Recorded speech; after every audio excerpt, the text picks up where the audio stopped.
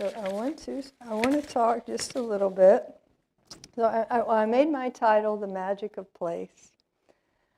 And the idea behind that is it's been something that's come to my awareness in the last year or two. It's been coming up in my personal practice that there is healing just by being somewhere, right? And that you don't really sometimes have to do this or that or think this thought or do that modality or whatever it is, right? But sometimes just by showing up somewhere, right? This center is a really good example of that.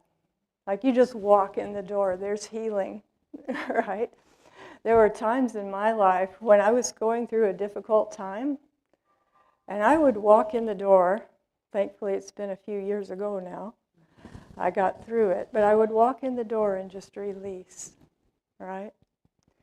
So, and I'm going to talk more about some ideas about why that is. But know that just by showing up here, there's healing. And we say that, we throw that word around a lot, like healing, right? And my kids told me, Mom, what the heck does that word mean? You look like you're okay to me, right?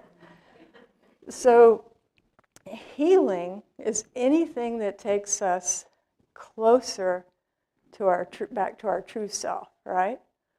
So there's an idea that we're a baby when we're born as a baby, right? We're really close to our divine nature, or maybe closer than I am, say, now, 60 years later, roughly, right?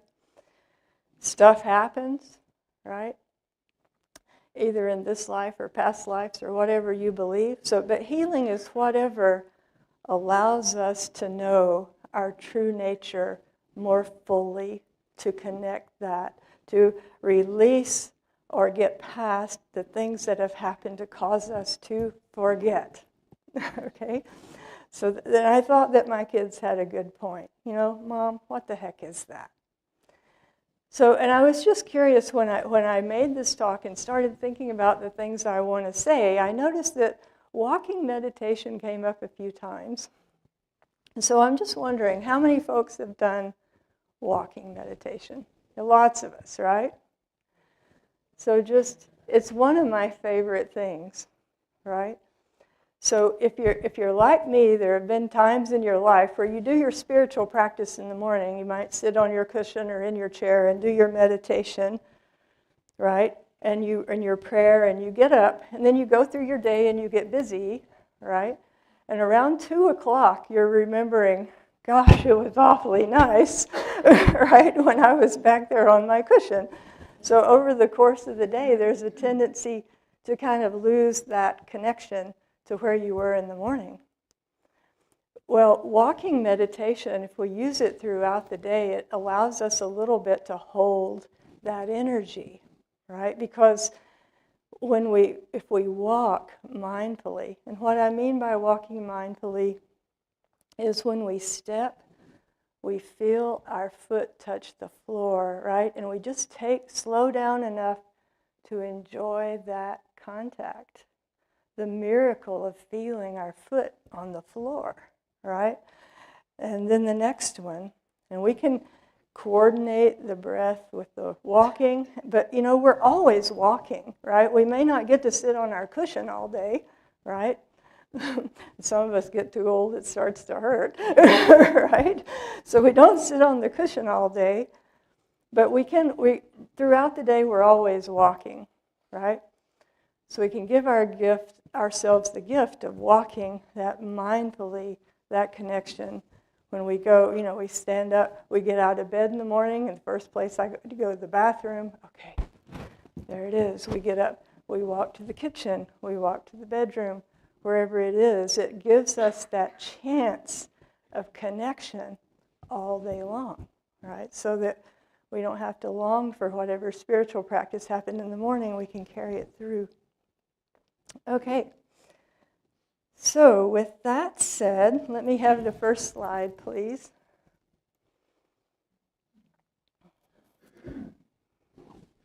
That's my dad. This picture was made at the diner in Magalia, which he loved very much. It was made about 2 months before he died. It was his last trip out to see me. And I wanted to talk about him because he was the first person in whom I really witnessed the magic of place. He was a deacon in a Southern Baptist church. And that aside, we had our differences, but he owned land, and the reason I say he understood the magic of place, he owned a lot of land in northwest Georgia. This land had been in the family for many years, and he cherished it greatly. And even though in his later years he didn't have money, in truth, he would not sell the land. It was so special to him. And I would be like, Dad, just a couple acres. And he's like, can't do it. And I would watch him. He would get out and walk the land. And I saw this from a young age. So like when I was a kid, he would walk the land. And when I was an adult, he would walk the land. Every day he walked. And he walked intentionally. He would walk so slow. And as I got older, I was like, my goodness, that's walking meditation, right? And it nurtured him. He would not miss it, right? So every day he would walk the land. He would walk in the pasture. He would walk in the forest. He would walk. He knew all the flowers. He knew all the trees. He didn't miss a day. He could tell you, well, over here and on that section, the lilies are blooming, and they're going to be stronger and they're going to be more in about 2 weeks. But, he was so connected, just totally, totally present. And I loved the way he looked, savoring every step of that walk, right? He was so grounded. And he truly experienced the joy of walking, right? So when we're in touch, everything is a joy, right? When we're fully in touch, fully connected. So later I would hear Thich Nhat Hanh say that walking this way heals the earth. That when we're running around so busy, yada, yada, yada, yada, yada, yada, yada, like we often do, that's not healing for the earth. But when we walk mindfully, intentionally, joyfully, cherishing every step, that's the way we can heal the earth. Okay? And so that's how I feel my dad epitomized that. Okay, could I have the next one, please?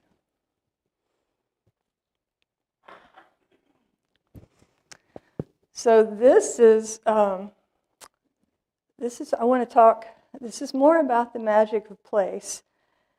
We all, by coming here, all of us who come here, we experience the energy. Don't look there just for a second. We experience the energy of meditation. We experience the energy of prayer. We experience the energy of gratitude, right? We all know what that feels like, right? What it feels like to get truly connected. I notice that no matter what I pray about, I feel differently, right? My energy changes before and after. No matter what the subject is, it changes me, right? My energy changes. So we've all known that for a long time, but physicists, bless their hearts, they're just catching up, okay? So physicists discovered something they call BG3, biogeometry 3, which is truly the energy of prayer, gratitude, meditation, all the chanting, these things that we do. So this was work done by Dr. Ibrahim Karim of the University of Cairo. And so physicists are catching up. So they have different ways of detecting this. Sometimes people can detect it with a pendulum, different types of things. But so it has a scientific name now. They could have just asked us a few years ago, right? So this BG3 is most abundant in sacred power spots, like Mount Shasta, like exactly, Machu Picchu, Sedona, all these kinds of places, Stonehenge, which I'm going to talk about more in a minute. So it's abundant in those kind of places, right? It's also a life force energy. Hi. Okay. So, so there's also a lot present in the center, right? Because of all that goes on in here. So there's a lot in this room, right? So there's a lot of BG3 present in this room. And so it's harmonizing. So what does that mean? This energy heals. That's all you need to know. You don't have to do anything else. So you walk into this room. You're in this place with high BG3. We'll use the physicist word for a minute, right?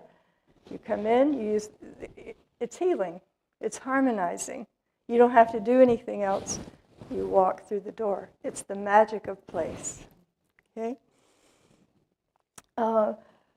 So, let's see, what else did I want to see? So this is very consistent with what Thich Nhat Hanh said, right? That just by walking on the earth with that mindfulness of that intention, that sacred, really careful attention, I'm walking on you, my mother. I'm walking on you, my mother. That's healing the earth. Just think how badly that's needed right now, right? We can all do that, right? We can all absolutely do that. Okay. So, did I want to do anything else here? I think, yeah, go ahead. Thank you. Okay. So I want to talk about, I was interested in using BG3 to heal the heart, right? So this is a picture of the heart chakra, right? And we've all seen a lot of pictures like this, right, of chakras. We've all seen chakra pictures, right? And they all look so beautiful and bright and clear, right? And sometimes things happen, though, right? So let's back up a minute. So what do you think the characteristics of an open heart are? Can we get a few? Generosity. Awesome. Kindness. Awesome. Joy. Awesome. Wonderful. Freedom. Okay, beautiful. Acceptance, kindness. Okay, awesome, awesome. So what we want is for our heart energy to be open, expansive, flowing, and compassionate, right? We want to feel all of our feelings, and that's the tough one for so many people, right, is feeling the ones that aren't pleasant, right? From a scientific standpoint, it's all just a frequency, right? Whether you feel like crap, that's like 332, or you feel good, that's 460. I'm making those numbers up, but you get the idea, right? So it's all just a frequency. So that we open and be compassionate with ourselves when those feelings come up, right? So that's an open heart. But what happens is that crap happens, right? We get hurt. There's pain, there's rejection, there's grief and loss, and we shut down. And we don't mean to shut down, right? So sometimes it might have happened when we're a child, right? And when we're a child, we didn't have the tools that we have today, right? We didn't have like now we're all equipped, right? We've got it going on. If we start to close down our heart, right, we know just what to do. We go into prayer, we go into meditation, we're aware and we're on it, right? But when we're kids, we don't know that stuff. And even when we're adults, it can be really hard, right? So sometimes the heart shuts down. Could be a little bit, could be a lot. There's no shame or blame in this. It happens to most people, right? It just happens. And so, and to get it to heal, and our heart's taking good care of us when it does that, right? Your heart loves you, right? It's a safety. So, but once that happens, and we're all as aware as we all are right now, right? Our task is to what? Open it back up, right? So I've been interested in this for a long time. I knew that this was an issue for me. So I've been working on that for my personal self for a while. Okay, so let's go ahead, please. I've got to take a breath. So this is Stonehenge. I just got back. Barely recovered from jet lag. Stonehenge is called the heart chakra of the world. There is a lot of BG3 in that circle. There are special days where there's even more. I was blessed to be there on the equinox at sunrise. And I made this picture not too long ago. It's a power spot with BG3. This is a group retreat organized by Hannah Saunders of Fluid Roots Wellness and Lizzie Miller. I'm forever grateful to those ladies. And Susan McManus of the center let me know about it, and I joined her. So Stonehenge, just the building itself, if you think about the construction of Stonehenge and how it was built, that's enough to make me go, oh my God, this is divine intervention, right? Because it's just totally amazing. The building, the construction started about 5,000 years ago. It took about 1,500 years to build Stonehenge, okay? So if you think about how many generations had to turn over, right? And the wish and the goals and the motivation had to transfer from parent to kids across the generations, right? The motivation had to go down the line. It's miraculous. So 1,500 years to build. It was completed in about 1,500 BC. The stones weigh anywhere from 1 to 2 tons up to 50 tons. So those had to be brought in from somewhere and put in this special arrangement. Some are 8 feet tall and some are almost 30 feet tall. They were brought a distance of at least 20 miles, some more. So if you just think about it, it's like, oh my gosh, without divine intervention, it's hard to convince me that this, couldn't have happened. So it's amazing. So we arrived just before sunset on the equinox. I made this picture. There were about 300 people there, my estimates. And it was a cold morning, about 40 degrees or so.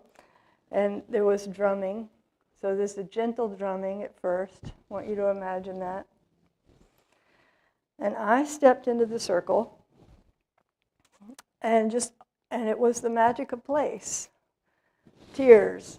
Whoosh. I was shedding layers immediately, just tears flowing, and for quite some time. And there was no particular sense of emotion. There were no really thoughts associated with those tears, just tears. And interestingly to me, though I had never been there, I felt a deep connection to the land. This was palpable for me. I had never been outside of London, really. I'd plopped down there a little bit. But I felt a deep connection to that land. And for a long time, maybe an hour, I just did my walking meditation on it.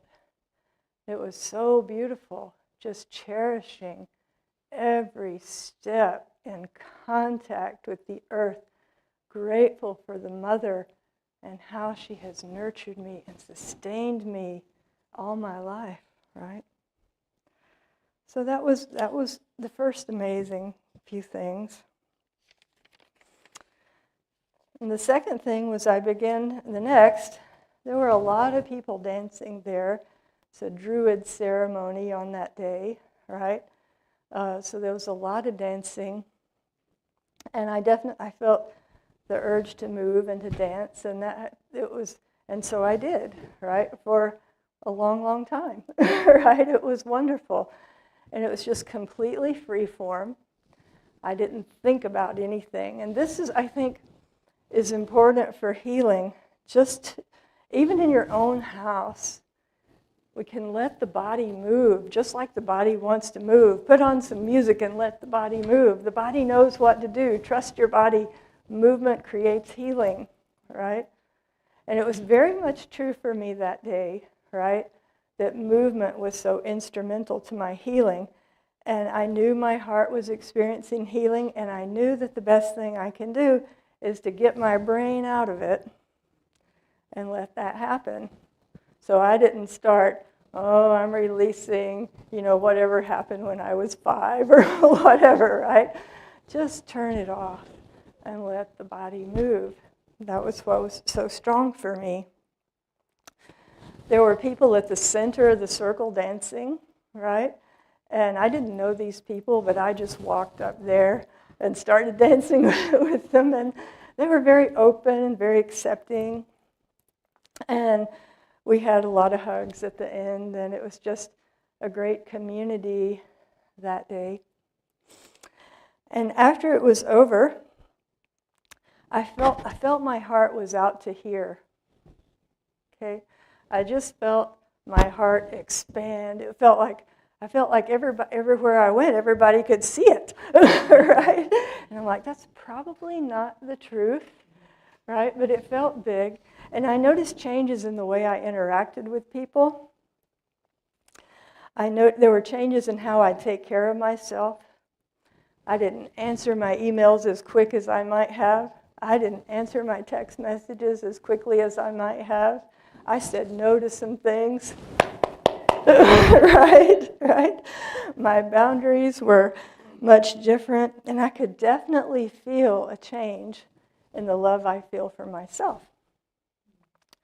So we don't have to, there's Mount Shasta's here, and I don't mean to give the impression that you have to go to Stonehenge for healing, because you don't, right?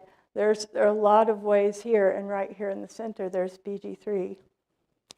So, I noticed that the love and the care I took for myself increased a lot. And if you'd asked me beforehand, I wouldn't have imagined that had been really a problem. I'm like, yeah, I take great care of myself, right? But I saw changes in how I interact with others. And let's have can we have the next one? I just wanted people to get a sense of what it looks like from a little further away. That first picture was from when I was right in the circle. Okay? So the divine, we have, in the center we do affirmative prayer, right? And there's a lovely line that we say a lot, which is, the divine expresses in us, as us, and through us, right? You've all heard that before. We say it a lot. And I feel that that it's really at the core of spiritual practice, right? If I could make one most important thing for me, it might be that statement, for me to fully get that on a deeper and deeper level, right?